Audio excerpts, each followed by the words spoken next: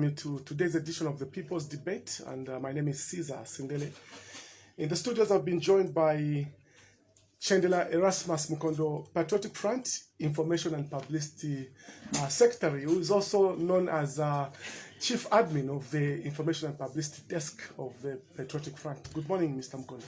Good morning, Comrade Caesar. It's so humbling to be here, especially that we are towards almost into 2021. And the compliments and the season. Same to you. The Lord, our God, has made it possible for us, and we can't subtract that from Him. And as you have rightly said, we are in that festive mood, and I also say a compliment of the season. Thank you so much, and compliments of the season to our listener there. And you'll be calling us on, like always, by coming through on the studio lines 09506509116 and 0974760894 for your question or expression of a view. We take a reflection on the state of governance and the performance of the Patriotic Front in 2020. That's exactly what we're looking at, Mr. Mukondo, on this last interview with you in 2020. I know there are more interviews, God willing, come 2021. We still have more to talk about, and elections are coming up, so there are a lot of expectations from the people. Now, how is the PF internally in terms of championing democracy? Because you are a ruling party, and other parties obviously are looking up to you to see how far you have gone with intra-party democracy. Yes. Comrade Caesar, with us as a Patriotic Front, we have seen a lot of progress and success. For us, it is a successful story, especially that one, Edgar Chagwarungu has continued demonstrating leadership, and the person whom he has put in charge of our party, one, Davis Mwila, he has continued demonstrating and taking us to higher heights. And as we stand today, we are talking about a very successful story, and that is we have done almost 7 provincial conferences, and we are only remaining with Lusaka, Luapula, and Northern Province. For us, it's a successful story. And then when you look at the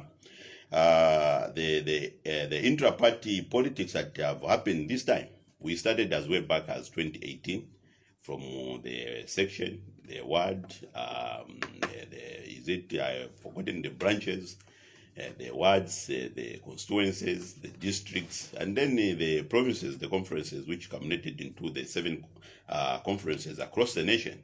For us, it is a successful story because we are really, as we stand today, very much ready to go into 2021 and defend our successful story that we have been in power for the past now. We are closing in now for 10 years. So one, Edgar Chagwarungu has demonstrated and have presided over the nation, despite having a lot of economic challenges, having a lot of headwinds. He has demonstrated the resilience. So it is even in the intra-party election itself. One, Honorable Davis Mwila, we give him a pat at the back. He has demonstrated leadership. He has made the front to look much more ready than before. And we have gone through all these elections very peaceful. And we have strategically incorporated everybody, even those who had lost elections. They have forged ahead. So we are much more formidable as we stood in 2015, 2016. Today, we are a different Patriotic Front that is ready to even go further in new provinces like Western Province, Northwestern Province, and the Eastern Province. We just want to have a total political bumper harvest this time around. Bumper harvest. Yes. And in Lusaka, I think we had a by-election with the mayor. We had a sample of those elections, and it's under the same general secretary. We have continued making inroads, and our inroads, I can brag here that these have been astronomical, because we have made a lot of gains in Western Province at what we clarify in the PF, what we call as per ground. We have done a good job on councillorship level, on ward level. We have made a lot of inroads in Western Province. So basically with us, that has been our political story, and we are ready for 2021. I know what hindered intra-party elections at some time was the outbreak of the coronavirus. Yes, yes. And all political parties were affected. Yes, they didn't conduct their elections. Mm. And of course, currently there's a new strain of the pandemic, and South Africa has come up with fresh restrictions. And we're seeing Zambians are traveling to South Africa and even coming back.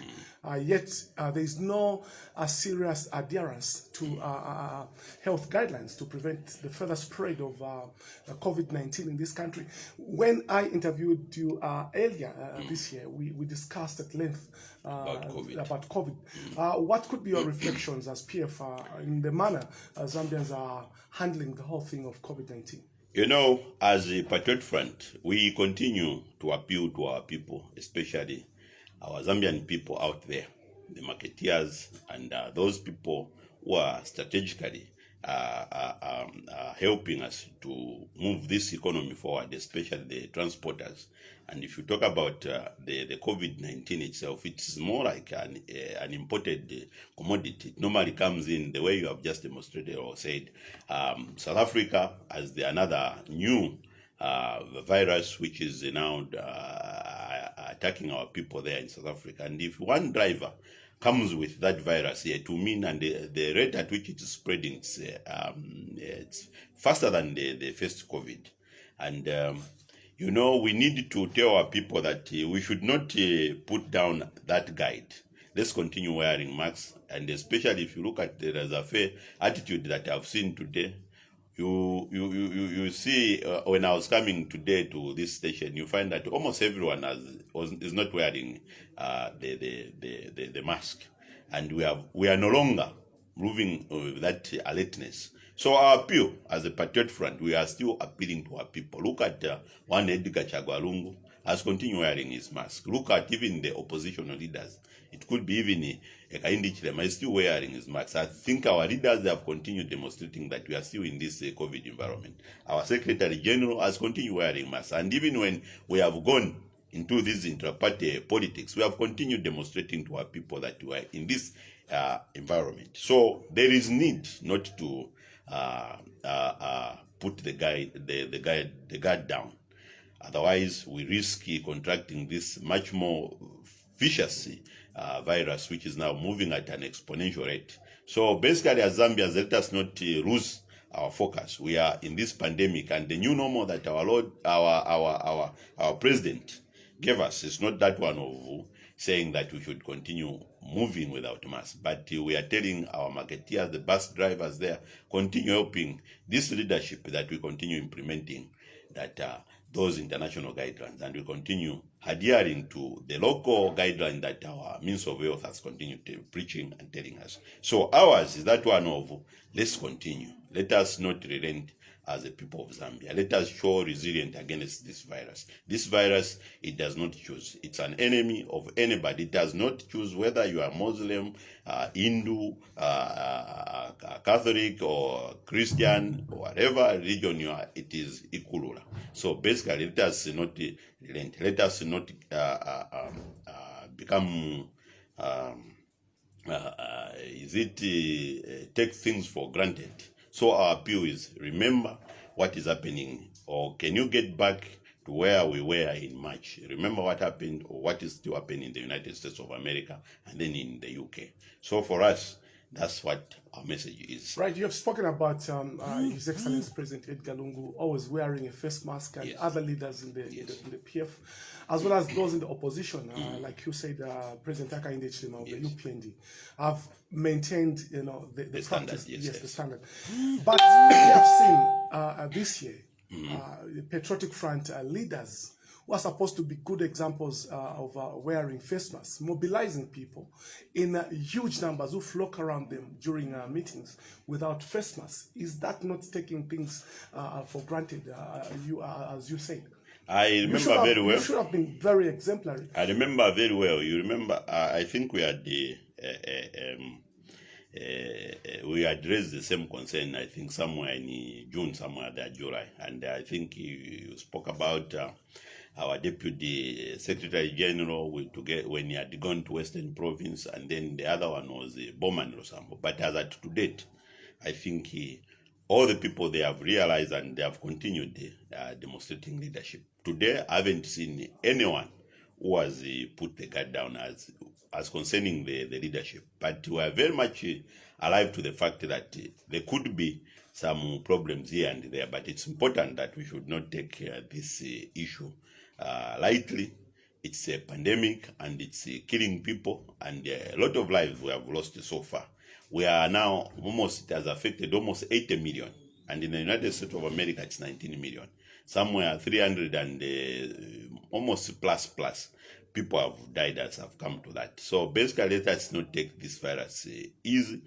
We have also on a international level about 1.7. It's almost hitting almost 1.8 to people who have succumbed to the virus. So basically, we are all aware about what is happening, and we don't need to remind anyone. And for us, the leadership of Edgar Chagwa Lungu has continued demonstrating. And where we find that people have observed and they come to complain to us, we are adjusting. Because, these issues, we are all human. We may make an error here and there. We might think that today it's okay. But basically what we are telling everyone there, we don't have to follow what other wrongs other people are doing. Let us demonstrate leadership, especially the upper echelons, they have demonstrated. So basically for us, we have adjusted and we have continued moving with what the president has been preaching, and then also the Minister of Health. And we continue wearing these masks. It's only that, even when comparatively, you remember, Caesar, when I came here, that was in March, we are all wearing these masks. Somehow we have built even our immune system, but we shouldn't get for granted that, because even when I was here, we are all wearing masks even when we're talking. So basically, you might find that there is that laxity in the measures, but what is important is that, yes, we might be very strong immune system. Others had predicted that, like the Bill Gates Foundation, it had predicted that they will see millions of bodies dropping in Africa. But unfortunately, it has not, or fortunate enough, it has not been like that. And the unfortunate part, we are seeing a lot of thousands of bodies which are dropping in the United States of America, the UK. We had seen that in the Italy, Spain, but we shouldn't drop that guide. It's important that we continue being alert, and then even as we are celebrating in this celebratory manner, let's remember that we are in this COVID environment. So basically, I wouldn't want to start raising fingers, because it will become political. And you have been warned by the World Health Organization that when it comes to COVID, let us not become political. We should demonstrate leadership. So I don't want even to make it say that, this one has been dropping. And our appeal is, let us remember that we are in this COVID-19. For those who want to go to the grave early, which as a nation we wouldn't want to lose. We want you to participate in the coming election in 2021. Please protect your family. Even if you don't love yourself, at least do it for your immediate family. Do it for your children. Do it for your brother. Do it for us. So that at the end of the day, we do not act as carriers of this COVID-19. Right. In the US and other countries, the vaccine has started to be administered on people, yes, to save their lives. Do we need a vaccine? The engine of the economy cannot run without human resource. So if people died, then the economies of this world would definitely underperform. Should we go for a vaccine as Zambia? Well, I think I leave such commentary to the upper echelons and then also the health experts. Otherwise, me, from the history point of view, I think when we had such a pandemic in 1920, we had the Spanish flu. I think people developed immune system. There wasn't any vaccination which was done worldwide against the Spanish flu. So we shouldn't be in a hurry to ask for such, because one, they are not coming on for free. There is money, there are resources that are being spent. But if the government They have capacity to do that. It's important that we do this immunology because, immune system is very good to boost. And traditional-wise, if you look at looking at this health pandemic, people at one time, you remember when they had measles, people were even afraid of getting immune. But generally, we're encouraging that people should not develop that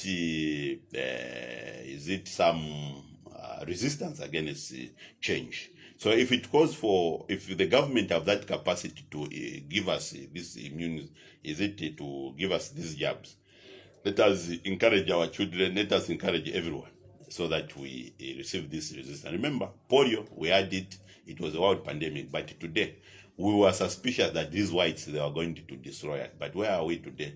We find that we are in a healthy environment. So basically, it's a matter of just believing, and we are all human. And what affects the white race exactly affects the blacks. What affects the black, it affects the Indians. It also affects the Chinese. We are one people, one world. So basically, that issue of color and thinking of coming up with these thesis of saying, the whites want to destroy us. No, I think we come a long way. There have been a lot of these immune system that have been built all along. And where we are, I think even our standard of living have been increased because of the same Westerner people that we suspiciously look at the one time wanted to destroy. But if you look at the positives that they have done for us, it's so tremendous. Even the medicine that we are consuming today, those malaria drugs we are consuming today, they're all coming from places like France, they're all coming from places like India. We don't know what they do with them, but we believe that these people, there's the World Health Organization, and it oversees that everything, there's no poisoning of individuals. So we believe if the government of the day one, the Patriotic Front, it has capacity to jab everyone, let's go ahead. Let us not make it religious. Let us be scientific, as we have always said. This war, it's a healthy problem, and let us stand on it on a healthy standard. Basically, it's not here and there that we should be afraid of anything, but we have lived as human beings. The malaria, it's the same Western world that is helping us. When you talk about the polio, which has gone into history, it is the same. If you talk about the ARVs, they are all coming from the Western world. So let us not come with a lot of beliefs here. This is the others are coming with a religious thing. When they put you this time, you become an GMO. It's G5, whatever. All those things, we have to brush them aside. Let us look at this issue. If the government, the health expert, they have capacity to procure, or if we are going to be given as donations, let us support this government. And this suspicion, even in the United States of America, I have seen even Biden coming up, and other leaders, I think even Barack Obama has come out. So there is that stigma or that suspicion of people saying that we are going into 666. No, this is a health matter, and we have had pandemics way back. So basically, my answer to me, that's what I can say on that one. Right. This is the People's Debate, and my studio guest is Chandela Erasmus Mukondo, PF, Information and Publicity Secretary. And we are discussing the reflection of the performance of the PF in the year 2020, as well as state of governance. So feel free, when the phone lines will be open, to contribute on 0950650916 and 0974760894. Now, going forward, the PF have faced a serious criticism from the opposition and other stakeholders this year, who have indicted the party of being corrupt, of being undemocratic, and of course practicing poor or bad governance. Now, how can you describe this, indictment that you have faced this year, especially from your critics as well as your opponents on the landscape? One, that is cheap propaganda, and a lot have just been malicious, and it's coming out of hatred or bitterness. That this government, one led by Edgar Chagwalungu, we have demonstrated the resilience, even in the face of this pandemic. And we have seen to it that the economy has continued standing, despite having the West in our midst, and that is finding that almost everyone has faced this hard side of the economy. We have had faced challenge after challenge, and the leadership has faced the same challenges or the headwinds head on.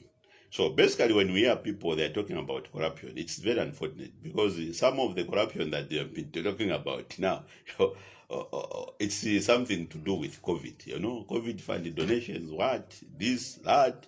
But you find even the health minister said, no, people are accusing me of things that I have not even received. So basically, when you hear people that are talking about corruption, it's not here and there, because at the end of the day, these issues which have been donated, they have been given to the people of Zambia, and you cannot, yes, you can account for a donation, but the intended purpose, you cannot follow it. What is important is that we have seen to it the effectiveness of this government.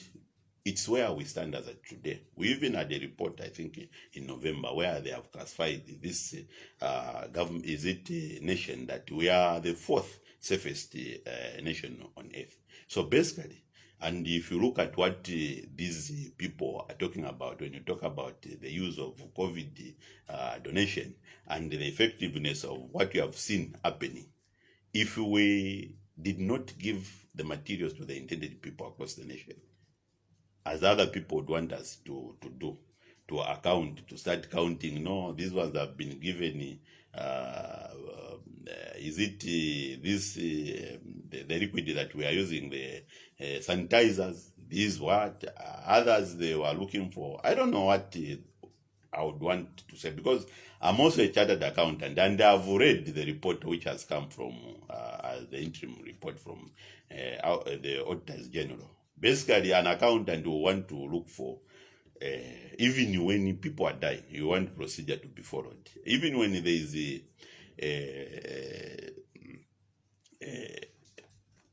death in the midst of people, or where there is an emergency, somebody wants all the record to be followed. But where there are these, the way we had faced the pandemic, I think we should always put some gears sometimes when you talk about even the issue of accountability procedures, how this procurement should have been done, maybe the timing effect should have been that. I think there are all these emergencies that we had, and what is important is that we have been graded as the fourth safest nation on earth. So basically, when you talk about corruption, people are talking about COVID because they don't have anything to show. It's not only COVID. There have been issues of 48 houses. These are stories which have gone and finished. 42 Caesar. fire engines that were purchased. Caesar. That story is still going on. 42 engines were bought in 2014. Yes, but the story has kept on going. People are still talking about it. Why continue gossiping about something which has even had a report? I think that issue, all the tenders were followed. The 48 is it the 48 million tenders? Others they call them whatever. There was a report and it has been closed. That is history. And when you talk about tendering process, whether you like it or not, it was tendered and it was done in a public tender. So we cannot talk about something which has the government itself. It's a closed case. Why open it up? And when you talk about the 48 houses, that 48 houses, in fact, it's unfortunate that the UP they even brought it out, because the person who developed the same 48 houses, I think it happened somewhere in 2011, somewhere there. I don't know where the story is coming from. But today, he's a former minister in MMD, and he is a member of parliament for the same UPND. So you cannot talk about the 48 houses as a corruption. So it's a property which has been grabbed by the Anti-Corruption Commission, and there is a person who has kept on claiming that is his property. So it has been forfeited to the state. So why should you be talking about something which the state itself, they have said, if the Anti-Corruption Commission, they have said there is no honor following the procedure, even if the owners are claiming that, and then they close the case, and then you have forfeited. Forfeiture, it's to the advantage of the Zambian people. Now, that 48 houses, they belong to the Zambian people. They have been grabbed. So it's up to a person, another person, to follow it up. And I think the lawyer who was handling that one is the late also. He was coming from the Copper Belt. He should be the Nkonde somewhere there. So basically, those I cannot talk too much because they have, it is something which is outside the Patriotic Front.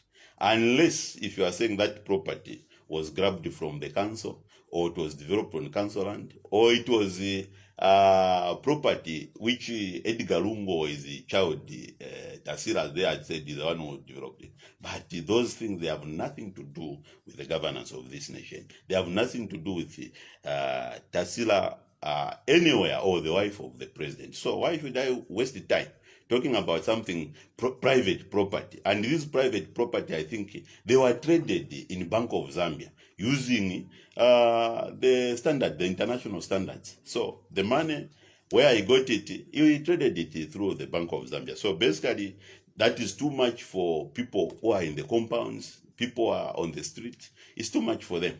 So basically, let us concentrate on things which has to do with the governance, not private property. And if we talk too much about private property, we will be now talking about what is happening with Ekaindi Chirema, where the state has called him, no, can you come and account for this? So basically, when you talk about corruption, I don't want to speak one-sided, but we should also, as they are talking about that, this is what is even happening to Ekaindi Chirema. He has been told to account for that. But we have not heard the Patriotic Front say, no, HH is corrupt. That farm where is being questioned, it's this and this. No, we let the law take its course. So the issue of corruption as we stand today, in 2020, which we are reviewing and its performance, there isn't any case that I've heard of.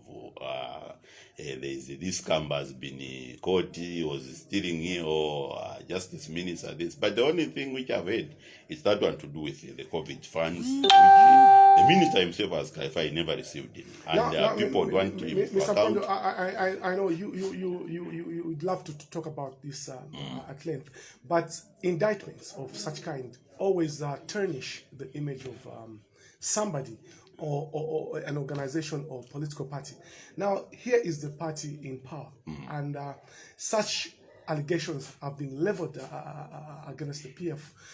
How impactful are they, locally and internationally, in terms of your good standing as a Patriotic Front? It's very unfortunate. These are very bad on international level, and especially that we are an open market. And in 1991, we decided to go an open market way. And, information is very important, and the people depend on information.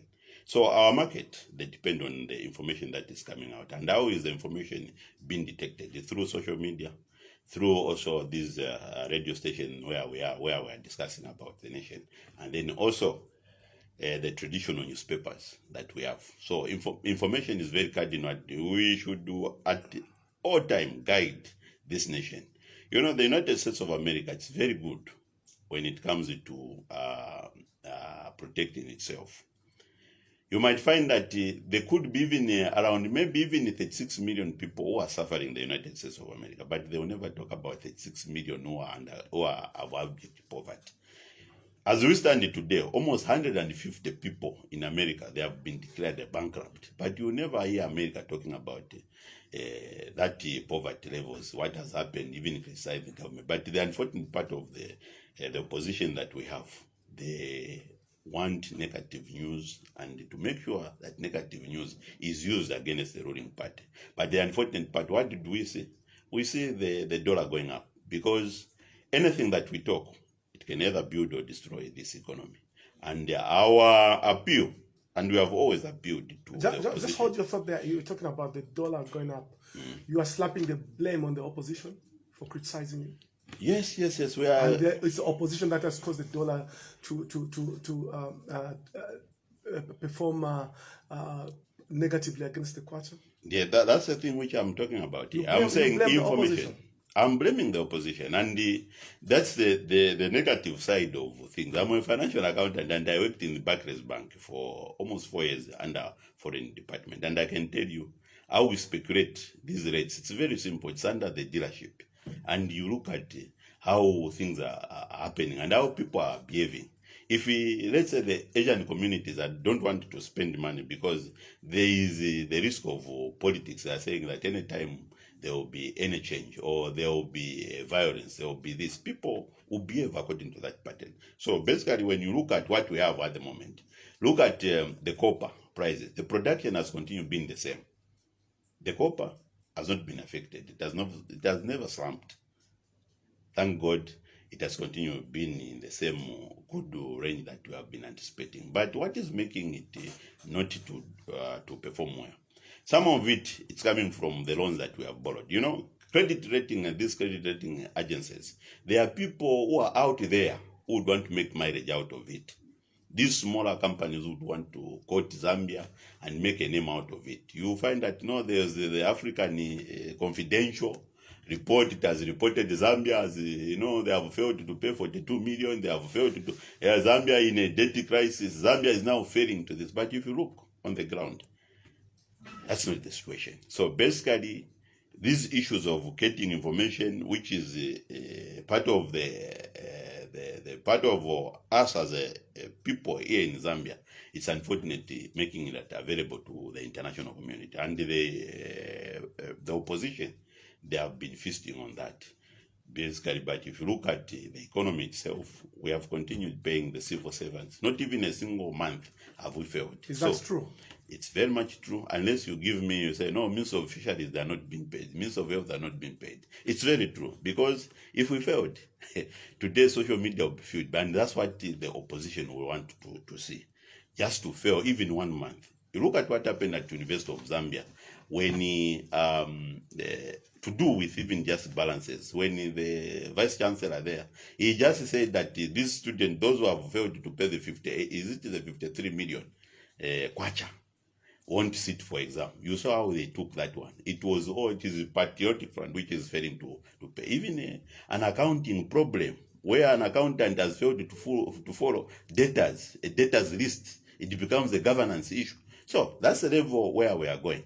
So basically, there are all these technicalities, but what is important is that let us learn to guide and protect the information that we have. And for us, we know that some of these challenges that we have, it's because we have borrowed and we have injected in the economy, and this economy now, we are going to see these assets paying back. So when we are in this position in which we are, especially with the COVID environment coming in, you expect the government to have shockwaves when it comes to paying the creditors, and then also our own internal suppliers. And we give a lot of thanks, especially to our millers who have made meal available in Zambia.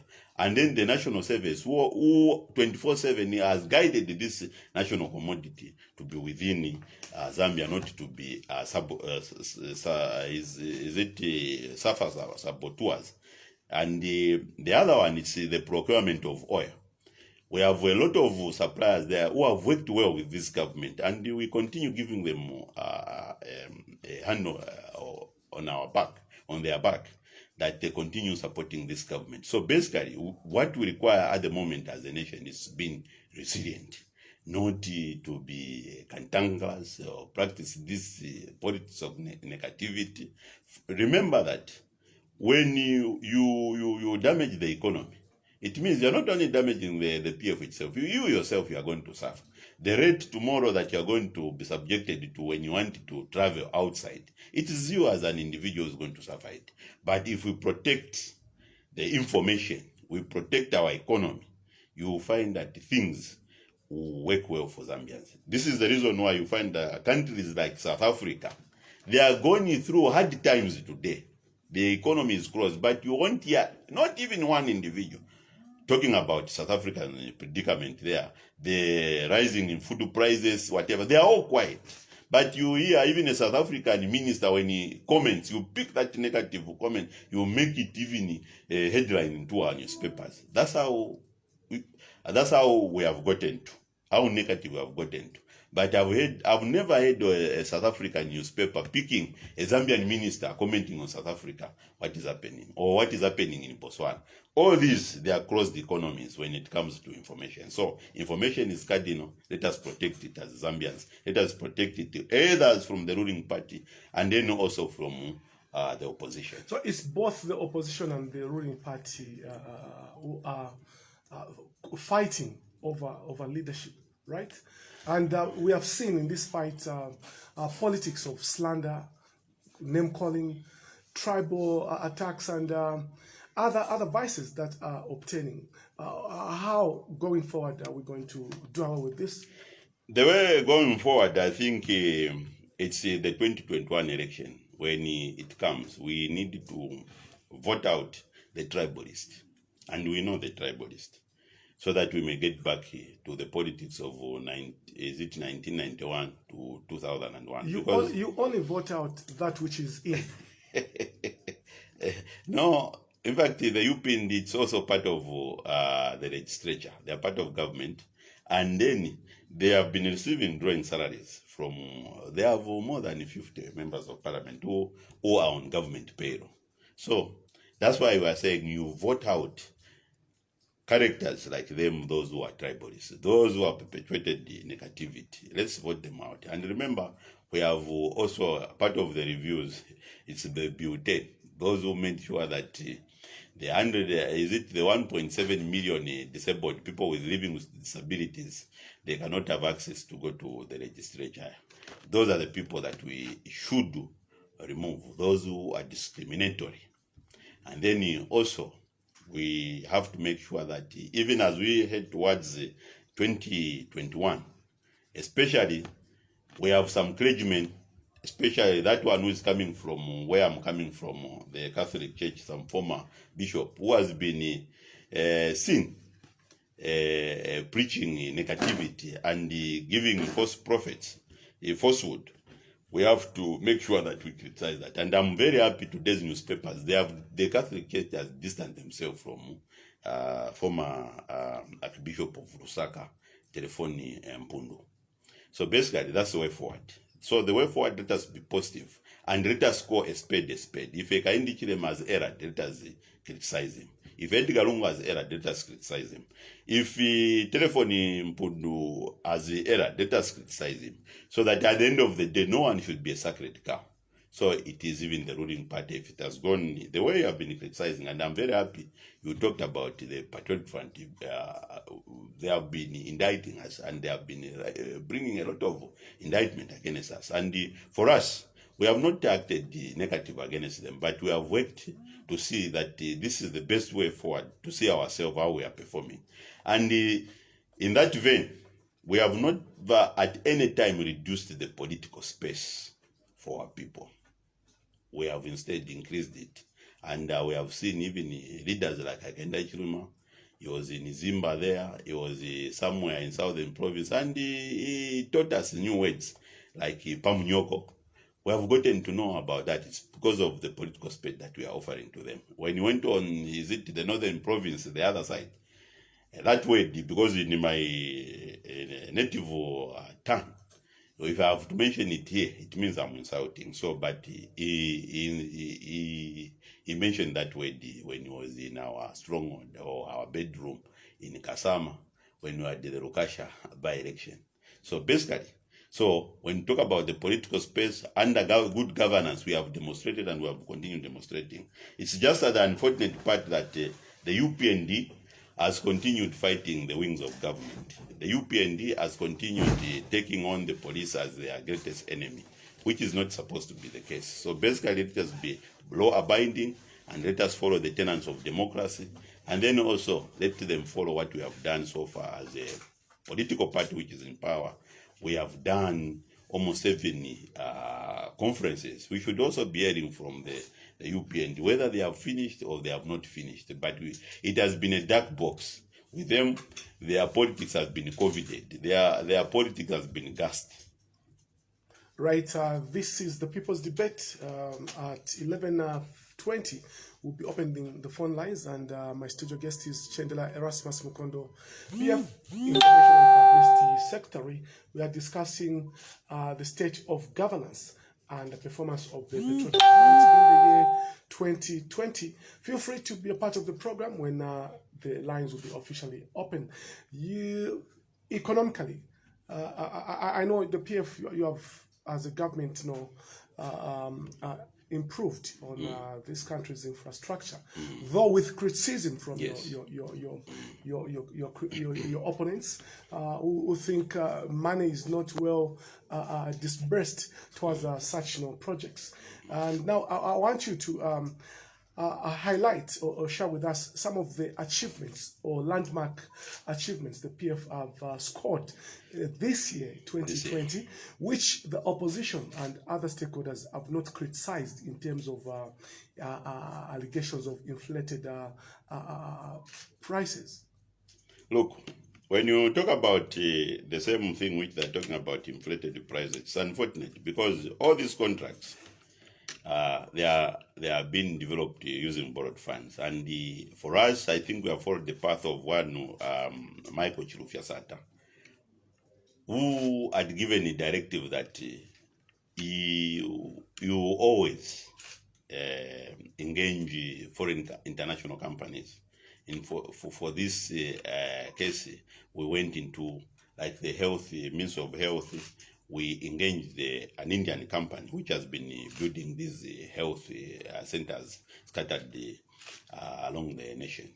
And then even under the Ministry of Local Government, we have seen that we have now received about 3 bridges. The third one is the one which is pending to be commissioned, the Munari Bridge. So that one, it's just economical to add value to Lusaka province or Lusaka district, and then also the capital city of Lusaka, by making the roads efficient and then people to spend a few hours on the roads.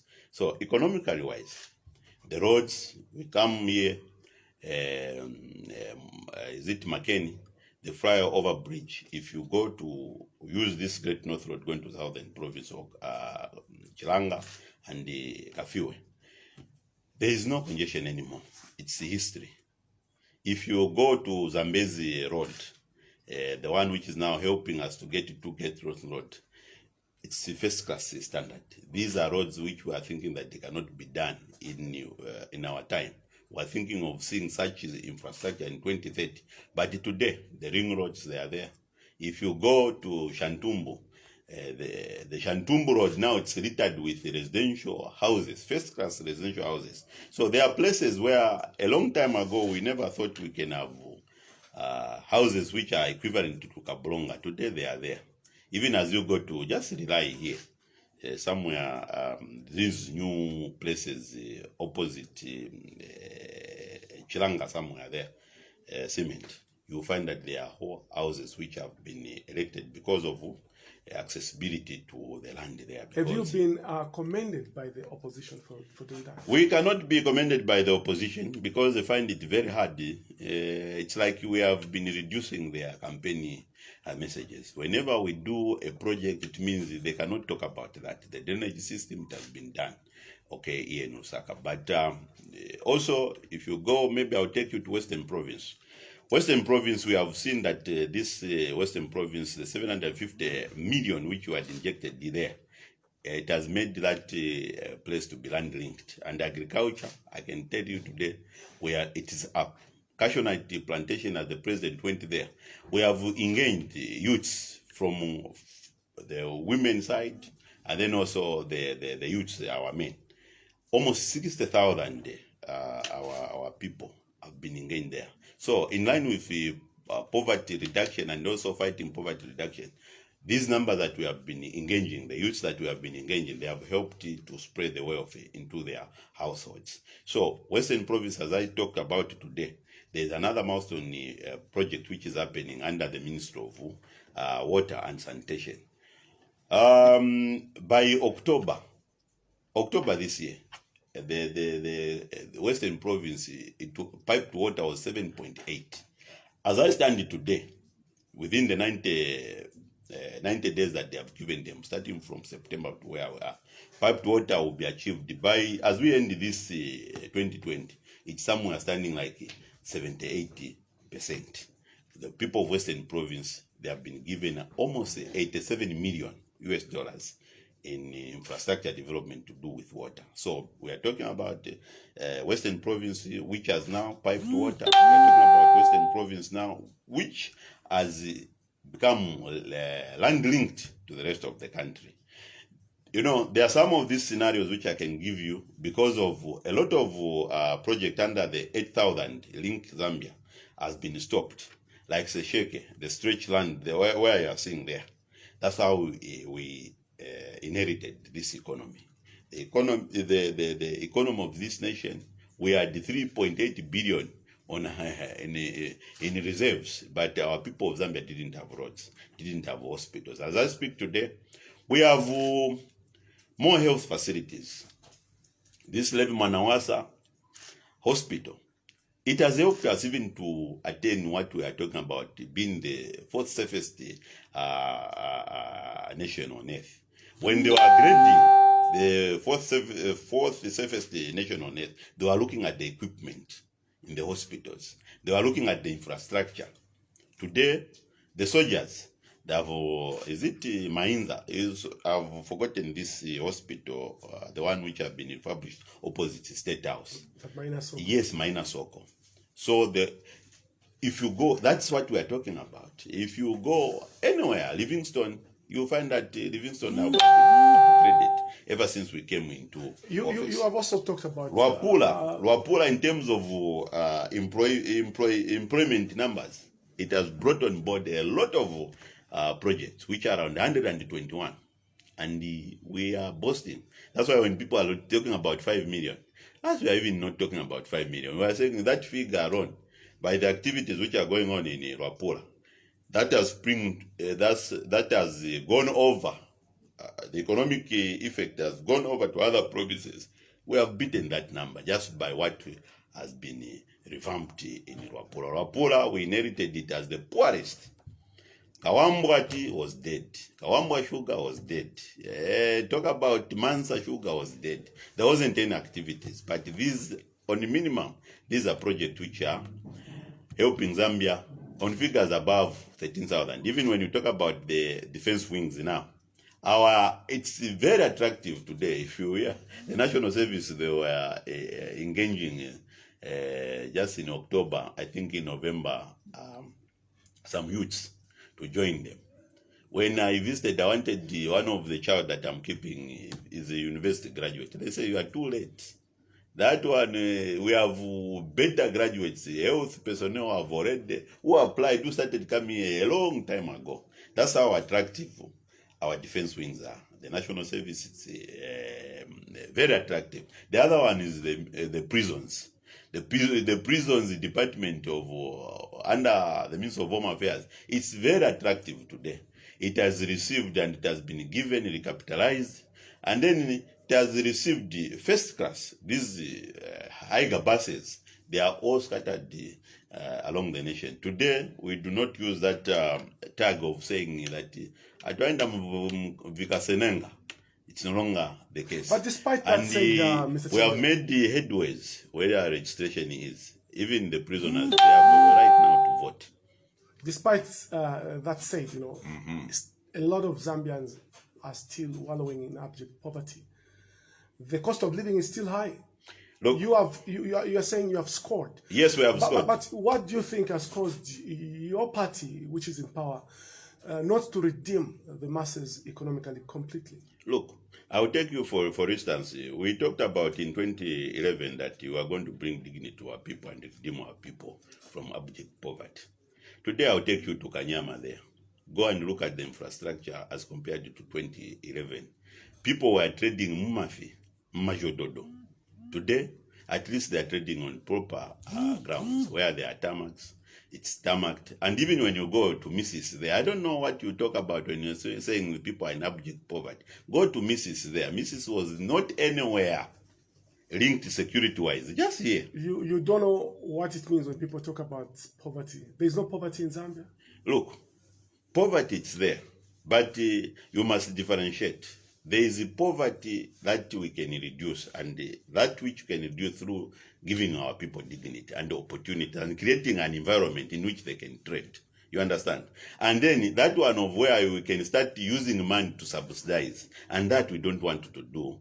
That is the UNIP. It made UNIP very uncomfortable, and it made people to become lazy. And it took Chiruba to help us to adjusted to know that we are not supposed to depend on handouts. So for us, when you're talking about poverty, I'm not here to insult the people of Zambia that the poverty levels they still remain almost the same. But what we are saying, the poverty levels are no longer the same.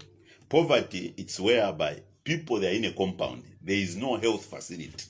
You understand? In MMD, or just these constituencies that we have in Lusaka, if we go to just see Chawama, when you talk about Chawama, this which we have upgraded to now to a second-class hospital level clinic, it was not there. They were not performing hospital. People were not able to access health facilities. Even when you had the cataract, you just had to leave until you wait but today, people are going there. They will just pay maybe even a 20 quarter. For those who are very poor, they are being accommodated. They are going in for free. So basically, we have reduced poverty, one, through the means of health. Our women, those who are giving birth in incomplete structures, those who are giving birth under trees, that was abject poverty. Today, they can have access to health facilities. And those facilities are all over the That's country. what we call health. Yes, are they all over the country? At least in the 116 district, we have managed at least to create almost 16 of them. Is that enough for the 18 It's not million enough. plus Zambians? Look, you are too fast. We are not miracle makers. We are not share one. We are talking about things which were not there. If you talk about universities, we had only related 3 universities. Today, we have added 4. We have 7. Is that not reducing abject poverty in terms of education? That is reducing abject poverty in terms of education. More of our youths, those who are supposed to be on a queue to go to university, they can have more universities. And even what is even better is that these universities, like University of Zambia, we have even taken the business courses there, and a lot are graduating. We are equipping our people at a better rate than the MMD, and education is the best equalizer. We believe education is the best equalizer, and a healthy nation, as you said earlier on, it's number 1. And this is the reason why we have been graded as the number 4th on the planet of Earth. I've just poverty, which you are talking about. I've received this message. I would love to read it.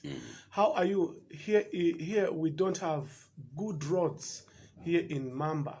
No clinic. We move 14 kilometers to the clinic, but we have call if you return at Batoka to come along Mamba Road. Very shame. PF government and the milli mill, cooking oil, fuel, and other things, very expensive. I am Akron from Sinazongwe. So this is a person contributing from Sinazongwe. And we're talking about... Sinazongwe? Yes. Yes, I'm surprised that we are at the bottom road there. We have added the bottom road. Today, as I am talking, the roads in Choma, which is now the provincial head capital of Southern Province, has been upgraded.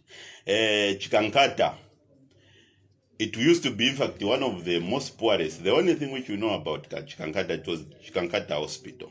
But today, where Kaunda used to go.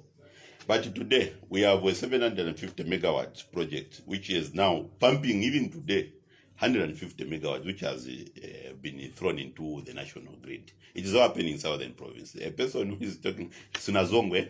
Yes, Mama yes. Sinazongwe. Kaku Sinazongwe, boss, comrade there, HH and UPN, they said, I'm surprised. I thought that's a message that we are giving HH and the UPND.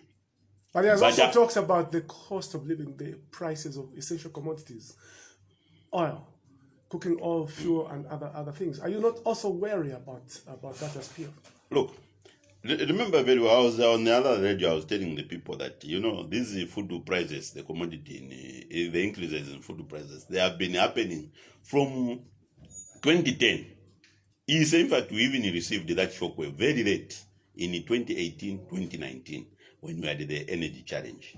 And some of these things, this is the reason why when you talk about oil, this party, the Patriotic Front, it has invested a lot of, there's this palm oil, and the Zambia, what is this, Zambia, I've forgotten the name, where the president is the chairman, where he presides over this, the one which looks at all the parastatals.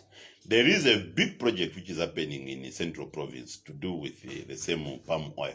Very soon that one, it will reduce these edible oils. We are going to have it at least coming lower. But generally, the food prices, it's a global issue. Everywhere, wherever we go, these issues. In fact, when you talk about the Zambian scenario, Coca-Cola is very cheap. We buy it at 3 kwacha. But if you go to Gabon, those who are going to Gabon, is it to watch football? They were finding it was $1. They were shocked that it was $1. And if you look at $1, it's almost maybe 22 kwacha. But here in Zambia, it's 3 kwacha. So basically, this thing of to do with food pricing, the challenge has been energy. Ka egg, we used to get my egg almost, is it 0.5 kwacha? Ngwe.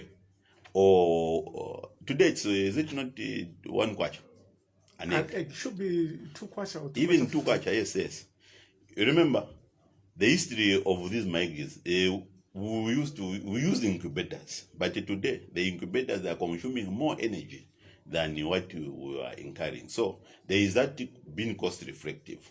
If you are a bachelor, you are eating the whole tray, the whole year, the whole month, you need to adjust. There are a lot of things that we need to adjust so that at the end of the day, it shall be beneficial also to our health. Should people now especially where not complain communicable that diseases the prices are high? Because you are citing energy as an Look, issue. the energy challenge, that's the main drive when it comes to this. Especially that's the reason why I brought in the 750 megawatts project, so that it may help to bring them down. Immediately we operationalize some of these things, you know, we don't control the prices. The prices will start just falling on their own. Already, we had the challenge to do with the mini meal.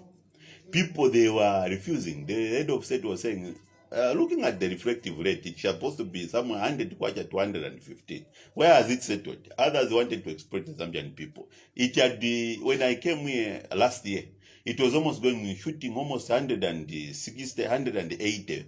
In other places, just here, Mandev, it was almost a bag of minimum 200 kwacha. So we are in an economy where it's speculative. So we expect other people to be speculators. But what this government has injected in strategically when it comes to do with the food storages, it's very encouraging. I think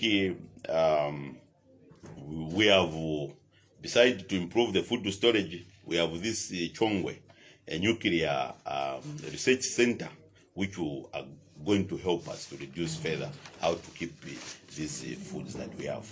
So basically, it's a concern to everyone, and we are not laughing at them. We are not saying cooking oil but what is important is that the environment in which we are, cooking oil is available, sugar it's available, mealie meal it's available. So for us as a Patriotic Front, we have made sure that these commodities, they are available. How they are prices, the mechanism how they are priced, they are deterred by the economic factors. And one of the major problems that we had, which we cannot even speak against these people are doing retailing, warehousing, it's about electricity. They will tell you where we keep our food. We are now using gensets, generators, and you know diesel, it's expensive. And these are some of the challenges that we have. Other thing is fuel itself. We have made sure that in this economy, fuel has been made available. So fuel is available, cooking oil is available, mealie meal, it's available. But is it affordable? It's affordable because what it is important, it's not cheap, but it's affordable. People can buy. It was not going to be affordable if we have heard that even the civil servants, they cannot even buy a bag of mealie meal. And a bag of mealie meal, it's 115, which is affordable. And remember, we need also to encourage agriculture. Agriculture needs to be looked at as a business, not as a subsidized sector, or where it's for free. You and I tomorrow, it should be the way we are being attracted to join national service, police, and then the army. It should also be attractive to join agriculture. So if everything is cheap for an agriculture man, or for a farm, will it be attractive? No, it won't be attractive. Just even the same it was with the energy. ZESCO for the past 20 years, is it the 20 years of MMD? They are subsidized the energy sector. In their 20 years, they never even constructed, not even one mega dam. Why? The cost of doing business for ZESCO, it was not cost effective. But us, at the Patriotic Front in 2015, under one Edgar Chagwarungu, made a bold decision and said, I want this thing to be cost effective. And these decisions, some of them you hate me or love me, but what I want is to make a Zambia which is viable, not to be importing electricity, as PF, to be taking are you for ships in Mozambique, and then we start putting 21 million going out. Are you for or against a subsidy as a party? We have always been against subsidies. Subsidies has never been part of the Patriotic Front. Patriotic Front, we believe, yes, there are poor people that are supposed to be given. Life is supposed to be subsidized. But it's not for everyone. But what we have seen in the subsidies that we saw under MMD, it was only favoring a few elites. They were a conduit of siphoning money out of this nation, especially under the means of agriculture. So basically, those are the subsidies that we don't want. Even under energy, ZESCO was almost incapacitated. It had no capacity to generate electricity because of subsidies. And for us, we want the way the economy in America operates. When you go to America, you have to work even 5 jobs. Here in Zambia, we work 1 job. When you come here, Comrade Caesar, you only know that you have to work here. But that culture, if you go to America, people work 3 jobs on average. In the UK, 3 jobs on average. That's why there is productivity in this nation. In China, the Chinese, they work continuously like ants. Because today, you will be, in the morning, you will be making towels. Afternoon, you will be doing plasma TV. In the evening, you will be on the social media, contributing to the creativity of information technology. Right. So, for a Zambian, for me, where I find I'm an accountant, to get a report 08, paka 0, waiting for papers. That's what we don't want. Let us be productive. And people admire America, but if you go to America and ask an American, how do you survive here? He will tell you, I have 10 jobs, I have 5 jobs. So, we are against that laissez-faire of where a person will sit in Shankombo and then he was waiting for an uncle to send him or a son to send him money. In Vubwi, saying no government to 2 million drama. At least it subsidized. Subsidize. You have even seen the tarmac. Where the tarmac, the reason why MMD failed was busy massaging the problem. It's because they failed to bring those tarmacs to the right destination and to put feeder on. But this Patriotic Front, this is the reason why we have been bragging and we have said the people of Zambia, we are going to take the most difficult path, and that is of infrastructure development. We take roads to Vubu, we take roads to Nakombe, we take roads to Sesheke, we take roads to Mongu, Kalabo. I know you want to talk more and more about your achievements as PF. Yes, but time is also running out. It's 11:24. Very soon we'll be opening the phone lines. In the next 5 minutes, we will start receiving your contributions. Yes. Now, before we do that, following the killings of 2 Zambians, a prosecutor and a member of the UPND, when UPND leader Hakainde Hichilema was summoned by police for some interrogations, President Lungu demanded a report from the Inspector General of Police then, Kakoma Kanganja. And the UPND has since issued a statement following the changes now at the police command. Yes. Yes.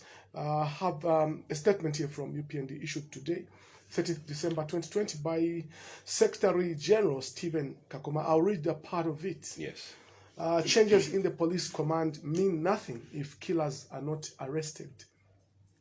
We have taken note of the changes Mr. Edgar Lungu has made in the Zambia Police Service following the police brutal murders of Nsamansama and Joseph Kaunda last week. In the first place, these changes now confirm and is an admission that the PF government, through the Zambia police, murdered the innocent citizens, hence trying to cleanse themselves. But as UPND, these changes mean nothing if the real killers are not brought to book and face justice. And part of the statement says, we also note that Mr. Lungu has given Inspector General of the police, Kakoma Kanganja, 6 months contract in which he reorganizes the police. We wonder what Mr. Kanganja can do in 6 months, which he could not do in many years at the helm of the Zambia Police Service. Even worse, we wonder how Mr. Kanganja will reorganize the police when he is unlikely to get any respect from his juniors, who now is being fired in 6 months' time. Zambians should now brace for more brutality under Mr. Lungu and Mr. Kampiongo. Hence, the only option for all citizens to unite and remove the brutal regime. End of statement. I've quoted it in excerpts. Yes. And that is Stephen Katuka, UPND Secretary General, issuing a statement. Your reaction as a member of the PF? It's unfortunate that Mr. Katuka statement is very sheepish. And is just talking from miming what his leader has been talking about. One, they are talking about investigation that they should come to fruition. Already they are talking about the people who shot, they must be caught the killers. But they themselves, they are saying the police, they are the killers. They did their justice or their finding them the same day, the same hour when these things were happening. But to start with, what is important is that let us be very categorical on this one. The step that the president has taken, no one even knew that he was going to take this an overhaul of the police brass, this top brass. What the president has done is an overhauling of the security wings, especially, is it the Home Affairs. He has made, I think, an overhaul of what we can say, but he has only spared the one person whom he has given 6 months, and that is the IG. And the reason why he has kept him is to make sure that he investigates what happened. He gets to the root cause, and then he gives him a full report. Because the first adjustment, he has made it from the preliminaries report. Now we need to have a full report, and this has to be done within 6 months. And investigations, they cannot be done overnight. You heard the HH himself. He was the man who brought in the issue of the sniper. No, this thing, it was not the patriot. It was not the police. There was a sniper in our midst. There was the what, and this is the reason why the president has cautioned us. He has said all those who have vital information, all those who have critical information, in this coming 6 months, make sure that you assist the IG, because if he was going to get the IG, who soon pretends the whole police, they are going to say, now what this man was talking about, he was trying to shoot. Why should he remove 2 or change the other ones, and then he remain with the IG? He has adjusted so that these other commissioners that he has brought closer and deputy commissioners, they will be able to give him the support that he needs.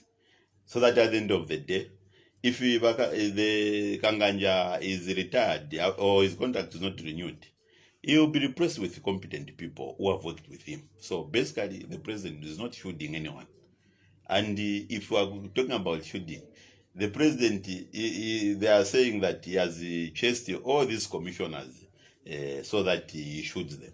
It's not here and there. Because at the end of the day, Kanganja is still there, and the president is telling that he has to improve the performance of the police. And on the side of the police, the head of state has listened. He has done his homework. Now, we want the UPNDT also to adjust, also to caution their president. When he has a personal issue, he should not politicize this, especially that this issue. It was bordering on his personal property. Why involve? It was never anywhere to do with the UPND. It had anything to do with his political life. They were just questioning him over his personal property. Let's speak cause now. So Mr. basically, Mukondo. let the UPND sober up. Let the UPND matures up. Let themselves also teach Ichirema to know how to do or to conduct himself. Because he is, in fact, the instigator of this same violence. He was warned. He was warned. Don't come with cadres. We are calling you as an individual. In your own personal capacity, the only people you can come with is the lawyers. So basically, these changes, they have also to do with the video that we are seen circulating, to do with, is it the former Lusaka commissioner? And where you saw somebody was being pointed a gun. So that one, it had an international image in which the president has protected the country itself. So the stakes that the president has taken, they are very bold, and he is a very brave man. And not only is he a brave man, he's a decision maker. We pick calls now on the program. The numbers are 0950650916 and 0974760894. Be brief as you come through. Stick to what we have discussed, and above all, no usage of inflammatory or vulgar language. We always appreciate the way you contribute, our listener on this platform, which is designed specifically for you to express divergent views. My studio guest is Chendela Erasmus Mukondo, Patriotic Front, Information and Publicity Secretary, also as acting as Chief Admin of the PF Information and Publicity Desk, an online platform for the ruling party. So the phone lines are officially open. Come through, and of course we expect that sober debate. Good morning. Morning, how are you? Walevi mwaka bwanji. Twakachabe buno.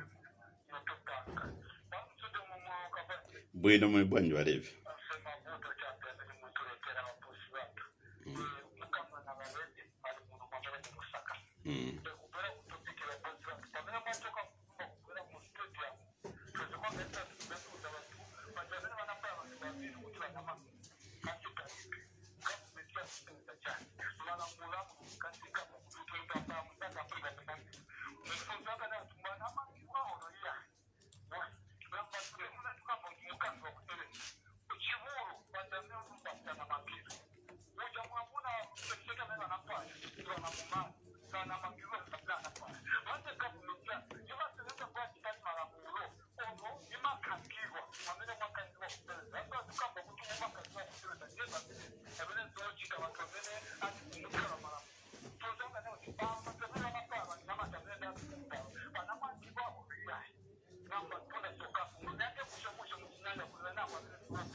Okay.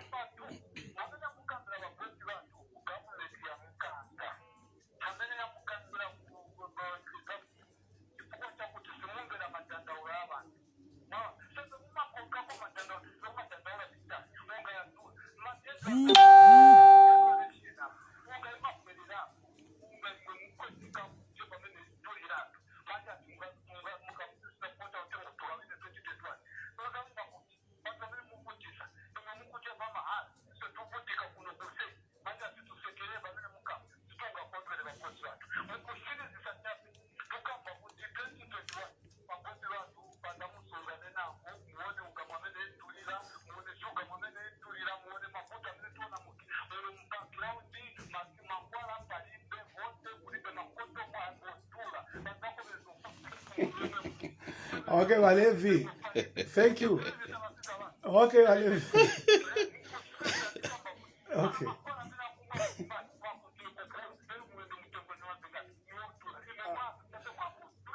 Okay, Walevi, thank you so much. Okay, thank you so much, Levi, there, making his contribution. I also implore you, as a caller, not to be emotional, just be yourself as you contribute, and definitely it will make the debate very productive, and especially that we are discussing pertinent issues affecting this country. So no emotions to be raised. I know the debates raise emotions, but I urge that you just take your breath and participate. We take another call here. Good morning. Hello, good morning. Tiri bwino mwaka bwanji wa Triple H. Bwino mwibwanyi wa Triple H.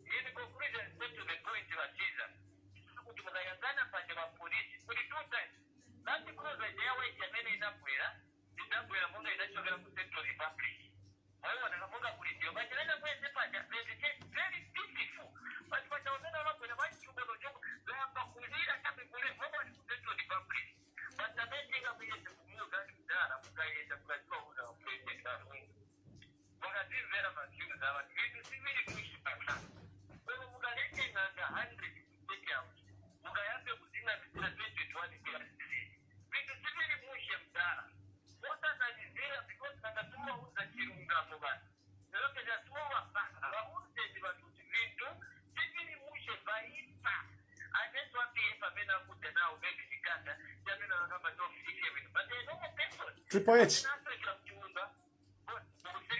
Time, yes.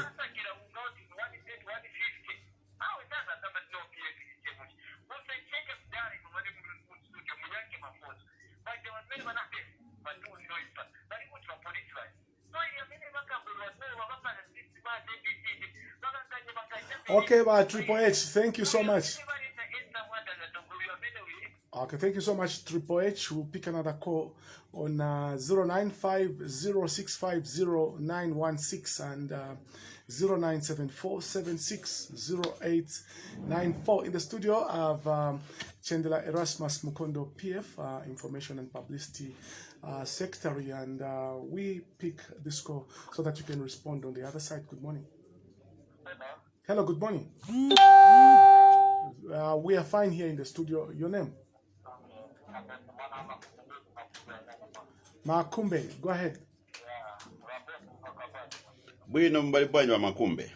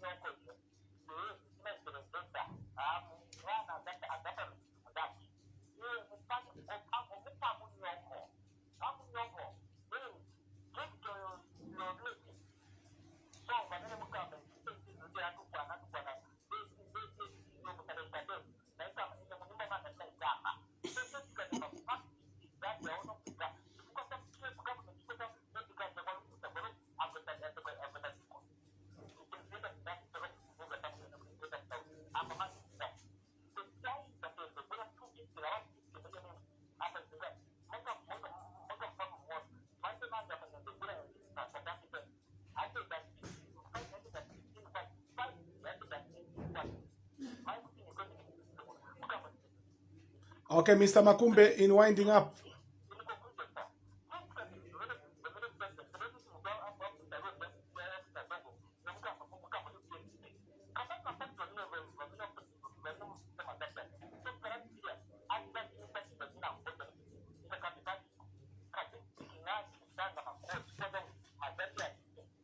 Okay, Mr. Makumbe, thank you. Thank you so much.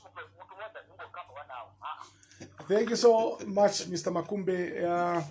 We are getting your feedback as Pan African Radio. We work on that because you are a stakeholder as well. So when you say we work on our timing so that we give you also sufficient time, we'll surely come up with a way to harmonize the situation. Yes. You can respond to the callers. You know, the callers, they're all the same Triple H, Levy, and then Makumbe. These are UPND cadres. Is it staunchy cadres for UPND? And you don't expect anything positive for them. For them, they have been speaking like this throughout the economy now. But basically, what we are telling them is that we are far much better than we stood in 2011. Because in 2011, we were taking over this economy, as I said, we had the problems in the education sector. There were leakages almost everywhere. But today, by 2019, we made sure that the leakages, they were swept out of the classes of our children. Today, we are enrolling more children in these schools across the nation. Why?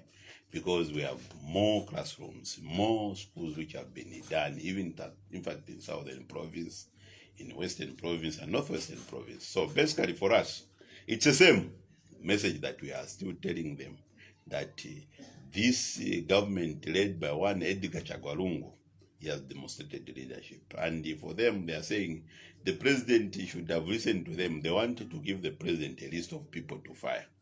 But the president, the way he looks at it, it's very difficult from the way I'm looking at it from here, from Cairo point of view, from, I don't know, places we are looking at, because he is on top of things.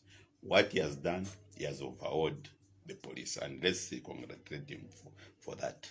And the other issue is, let UPND sober up. Let them criticize their leader, that he has been the problem in all these problems that we have been facing. They have spoken about Sesheke. I think, is it about 5 police officers were removed in national interest, not so. And they were complaining. Up to this very day, they are complaining. But look at what he's saying. He says nothing has been done. They are still looking for police officers to be removed. But there was a report, and then there are even 5 officers. And I think one of them has even passed on. So basically, see, we are dealing with people who are not following the current affairs. We are dealing with people who are just looking at life on the table. But life should not only look at the table, your immediate table, but you should not also look at infrastructure, the road infrastructure. As you get out of your house, how is the road? The water, the reticulation system, how is the water? Because tomorrow is Ankara and cholera. The way we have been having the problem with cholera, you might find that you are eating, but tomorrow, because of your neighbor, because of not having a proper sanitation system, it will affect all of us. We can even lose more lives to such predicaments, the way we had the first, is it the cholera which happened in October. So there is need that we invest in infrastructure, and that's what we have done. Education-wise, we have created more space for our children. We have created more space for our university colleges. And then also, a lot of employment is being done, especially in these security wings.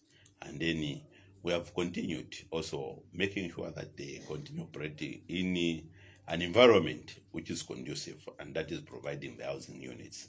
This is the same as we get into 2021. 1st January, we want to engage about 30,000 teachers. And understand the people have graduated. We have almost close to, they have produced almost these universities and the colleges across the nation. They have produced almost 70,000. And we are only talking about 30,000, which is 44% of all that. So we have huge challenges to look at as a nation. So we cannot spend time looking at mealie meal. As I talked about, mealie meal is available. If we are eating 4 sacks, let us reduce to 2 sacks. Mind you, mealie meal, it's not good when it comes to health. It contributes too much to obesity. Especially that we have a lot of food stuff nowadays. We have rice, we have sorghum, we have others. There is need also to diversify. There is need also to do some mix. The other half it is cassava, the other half it's mealie meal. So you have answered them as one. That's all. Yes, I've answered them as one. So basically, the other one was talking about law breakers. We have continued. He is talking about an investigation to be done overnight. He wanted me to come here to start saying, no, Wagwira Wangati, so far, Wagwira. And no, it's not like that. I think even the dockets were open. Not even by now. No one will even be facing. Is it even mentioned? So it takes time. An investigation, we have to make sure that the person who has been arrested is the right person. It's not the other way around, where you find that and you are guilty until you are proved innocent. In Zambia, it's the opposite. You are innocent until proved guilty. Right. Let's pick another set of calls. Hello. Good morning. Very fine. Morgan, how are you doing? I'm very fine, thank you. Comrade. Fine, Comrade Morgan. We have met again.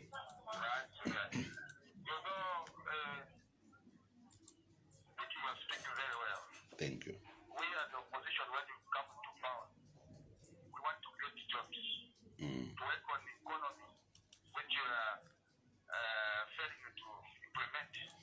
You know, if you are talking about COVID which came in March, especially it was 15th March, and which shows that totally you have failed.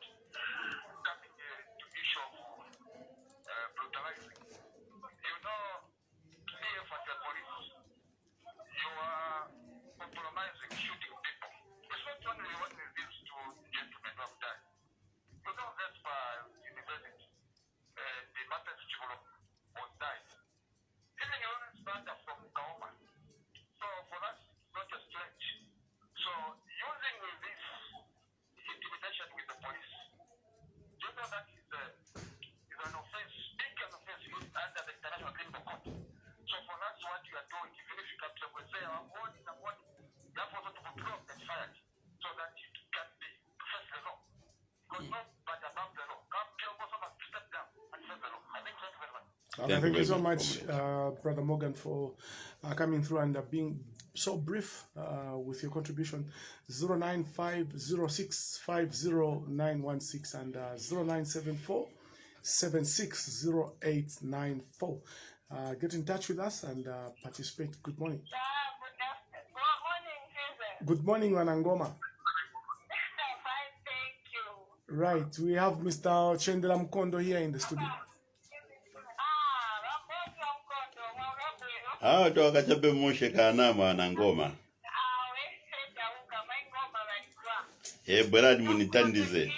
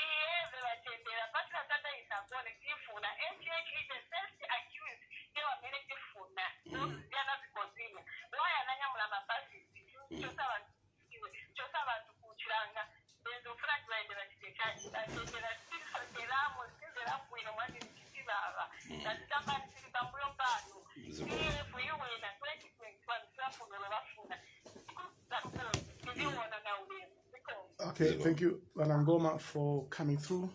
We'll pick a last call on 0950650916 and 0974760894. And of course, we have somebody on the line here. Good morning. Morning, how are you? Your name? Come again with your name? Chushi. Chushi. Right, Chushi, you're through. You can go ahead. Good morning, Chushi.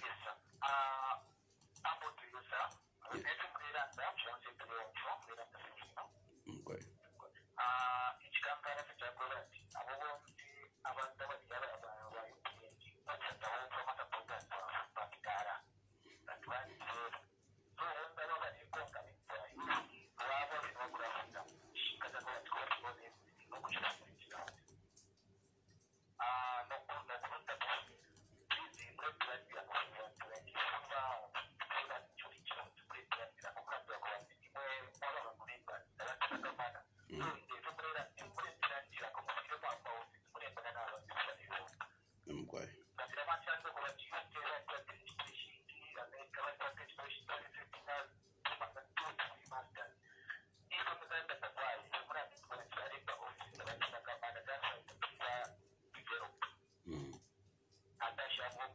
Okay. Chushi. Thank you so much, Chushi. That's the last call. It's 11:53. You have 3 minutes to respond. A minute on each. Oh, thank you very much. I think Brother Morgan has spoken, and he said they have spoken very well, despite him coming from the opposition. And this is how it's supposed to be. But the opposition that we have, instead of saying we shall create more jobs, the way he has spoken, that's how it's supposed to be. We say this is a manifesto. He's trying to build where they'll find it difficult. We'll find it difficult ourselves. You mentioned even the rate. Before COVID, it was 15 kwacha. After COVID came in, it moved to 21 kwacha where we stand today. But him, we said, as UPND, we will reduce this one to get back to where we are, 15 kwacha, or even worse. And that's what the opposition is supposed to dwell on. So, but for our colleagues, those who have they are bent on just opposing, it's very unfortunate that Wanangoma has spoken very well, saying the opposition that we have today, we have never had this opposition, even from the time that we had the plural politics in 1991 coming back, where you accuse literally everything. You see a bridge, you say, no, see bridge ni Muganda. Oh, it's just a pothole. Oh, no, is it a hump? That hump. I've seen senior members of the UPND, like the Deputy Secretary General for the UPND, describing this flyover bridge from McCain. He said that was a hump.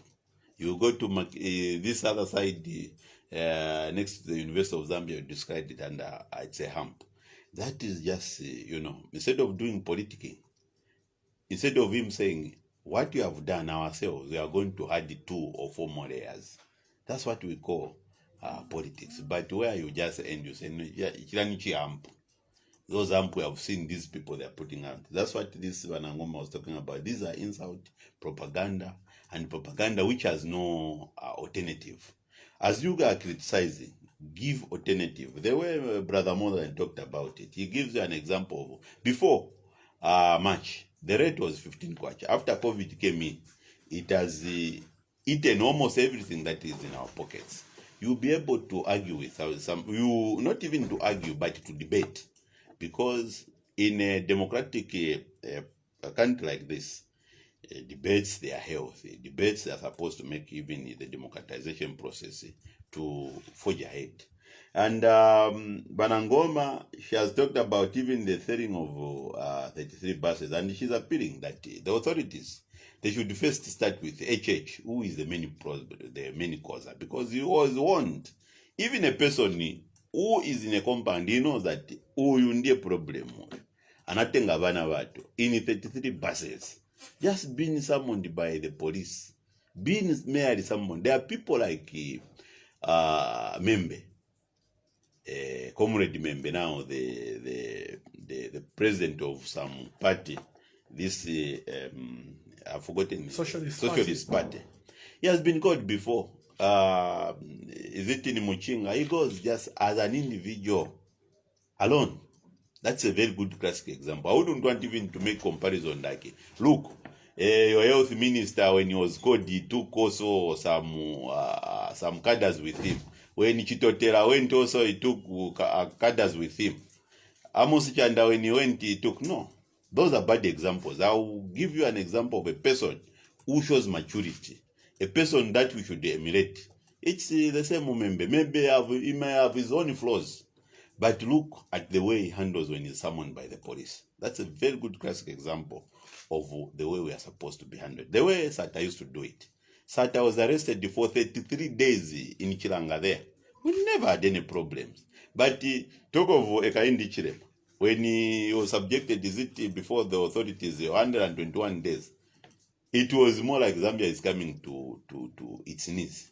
They wanted to paralyze everything through fear and making things like Zambia has gone to the west. No.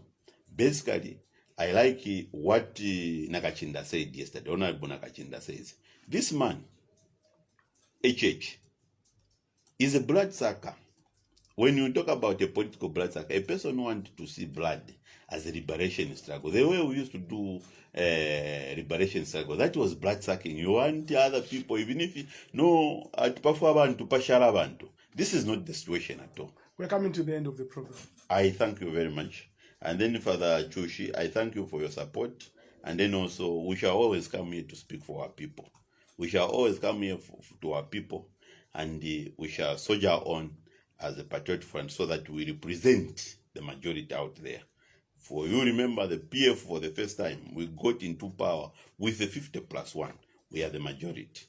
And we shall forever speak for our people out there. And I want to end with Comrade Nakachinda's utterances where I said, it goes further to say that HH is just an ordinary person who is residing over a club. And that club is UPND. So basically, let him behave like another. All of us. It's only the president who enjoys immunity. Your New Year message to the listener.